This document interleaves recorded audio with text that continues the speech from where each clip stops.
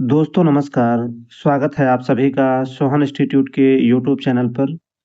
हिंदी की महत्वपूर्ण प्रैक्टिस के साथ आइए क्लास की शुरुआत करते हैं। और देखिए चैनल पर जो है कुछ समस्याएँ आ गई हैं, जिससे देखिए वीडियो को हम बहुत लंबा नहीं खींच पा रहे हैं और बहुत सारी दिक्कतें आ गई हैं। और देखिए 20 क्वेश्चन हैं आज की प्रैक्टिस सेट में, लेकिन इसे हम जो है 4 भागों में देखेंगे, क्योंकि वीडियो की जो ड्यूरेशन है वो उससे हम जो है बहुत लंबा नहीं खींच पा रहे हैं। तो इसके लिए क्षमा चाहते हैं, लेकिन आप इन 20 क्वेश्चनों को जो है 4 भागों में देख पाएँगे। आइए शुरू करते हैं। पहला सवाल है, हिंदी साहित्य के इतिहास में भक्ति काल के बाद जो है कौन-सा काल आता है?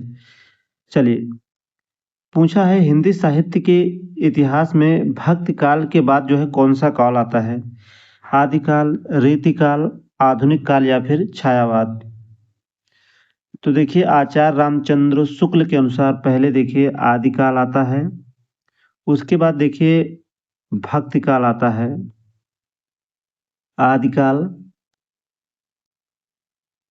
उसके बाद देखिए भक्ति काल और भक्ति काल के बाद देखिए आता है रीतिकाल, रीतिकाल और उसके बाद देखिए आता है आधुनिक काल,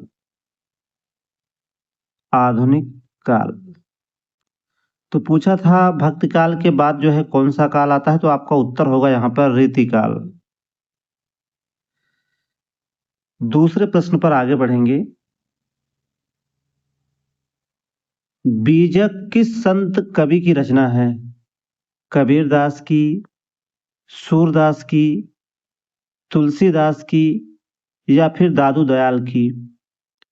तो देखिए हम सभी जानते हैं बीजक जो है कबीरदास की रचना है और इसके देखिए बीजक के 3 भाग हैं। कौन-कौन? साखी, शबद और रामायणी। क्वेश्चन नंबर नेक्स्ट पर चलेंगे। सूर सागर के रचयिता कौन हैं?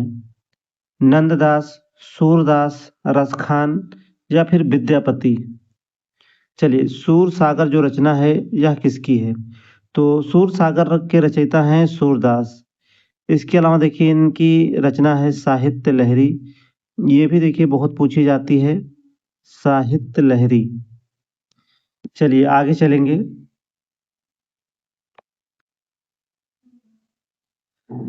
विनय पत्रिका जो है किसकी रचना है? तुलसीदास, कबीरदास, जायसी या फिर रहीम? तो देखिए विनय पत्रिका जो है ये रचना है तुलसीदास की, जो कि ब्रज भाषा में है। यह भी सवाल पूछता है किस भाषा में ये है, तो ब्रज भाषा में। इनकी अन्य रचनाओं की बात करें तो दोहावली, गीतावली, रामलला नाछू, जानकी मंगलम, ये सब जो रचनाएं हैं ये तुलसीदास की हैं। इसके अलावा देखिए रामचरितमानस जो कि अवधी भाषा में है, ये भी बहुत पूछता है। कबीरदास की रचना भी आपने देखी, साखी, शबद, रामायणी। बीजक के 3 भाग हैं। इनकी रचना है बीजक, जिसके 3 भाग अभी हमने आपको बताए पीछे। और जायसी की देखिए महत्वपूर्ण रचनाएं पद्मावत हो गया, पद्मावत, अखरावट, अखरावट, आखिरी कलाम। ये सभी रचनाएं जो है किसकी हैं? तो ये जो है मलिक मोहम्मद जायसी की हैं।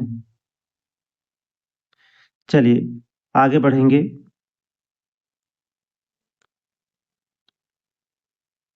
रीतिकाल के प्रमुख आचार्य कवि के रूप में किसे जाना जाता है? रीतिकाल के प्रमुख आचार्य कवि के रूप में जो है किसे जाना जाता है? बिहारी को, केशवदास को, घनानंद को या फिर भूषण को? तो देखिए बिहारी की रचना है बिहारी सतसई। कौन सी रचना है? बिहारी सतसई। जिसमें देखिए एक सवाल और बनता है यहाँ से, इसमें कितने दोहे हैं? तो इसमें देखिए 713 दोहे हैं, ये सवाल पूछता है। और रीतिकाल के प्रमुख आचार्य कवि के रूप में जाना जाता है किसे? केशवदास को। बी उत्तर सही हो जाएगा।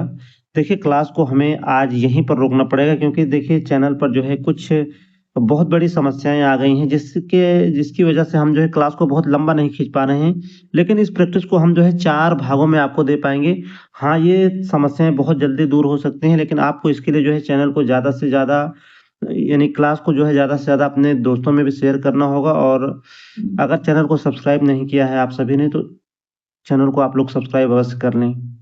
लेकिन प्रैक्टिस देखिए आपकी बंद नहीं होगी, लगातार जारी रहेगी।